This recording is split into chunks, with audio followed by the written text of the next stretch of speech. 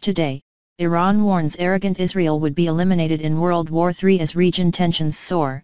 Iran has warned arrogant Israel that it will be eliminated in World War III and their hands are on the trigger and missiles are ready as tensions between the two nations continue to soar to an all-time high.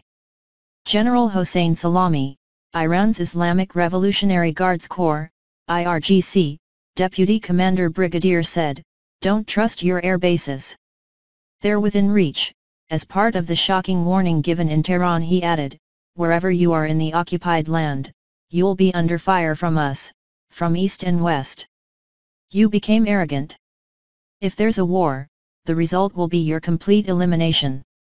Local media stated the remarks were in apparent reaction to Israel's publication on Tuesday of a map showing 5 Tehran-controlled bases in Syria.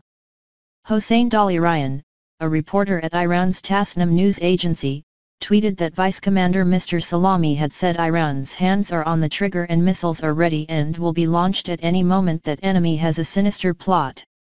On April 9, Israeli aircrafts fired at the T-4 air base in central Syria, which was confirmed at the time by Moscow, Damascus, Tehran, and U.S. officials.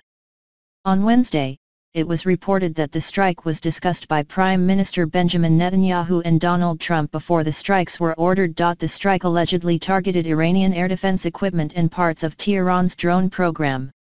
Although Mr. Netanyahu's government has refused to comment on the strike, it is believed a senior Israeli military official said it was the first time we attacked live Iranian targets, both facilities and people.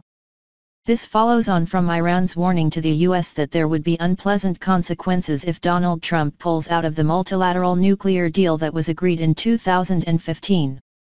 Iranian Foreign Minister Javad Zarif said, "Iran has many options if the United States leaves the nuclear deal." The response from Iran, and in fact from the international community, to the U.S. move would be very unpleasant for Americans. The 2015 Joint Comprehensive Plan of Action, JCPOA, the official name for the Iran nuclear deal, saw economic sanctions lifted on Iran in return for strict limits on its nuclear program. The agreement was signed by former U.S. President Barack Obama, but Mr. Trump has consistently called it a very bad deal. The Republican firebrand has set a deadline of May 12 to fix the terrible flaws, or he will refuse to extend sanctions relief on Iran. The U.S. remains in the deal by periodically waiving nuclear sanctions against Iran. Mr. Trump is concerned by Iran's ballistic missile program and by how fast they could add a nuclear capability at the end of the deal, in addition to the country's stance in the Middle East, notably Tehran's role in backing Syria's government in the civil war and fighting a proxy war against Saudi Arabia in Yemen. A leaked report in January claimed that Iran has fired at least 23 ballistic missiles since signing the 2015 nuclear deal. The JCPOA was signed by 6 of the major world powers: Britain, the US, Russia, France, China and Germany, plus the European Union.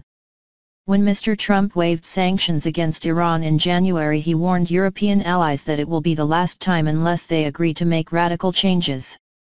He said, "This is a last chance.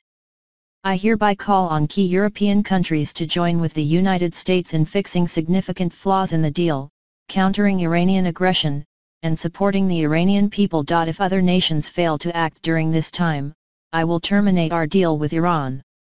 Britain, France, and Germany have been engaged in intensive talks with Washington to maintain support for the Iran nuclear deal beyond the May 12 deadline, but nothing has yet to be agreed.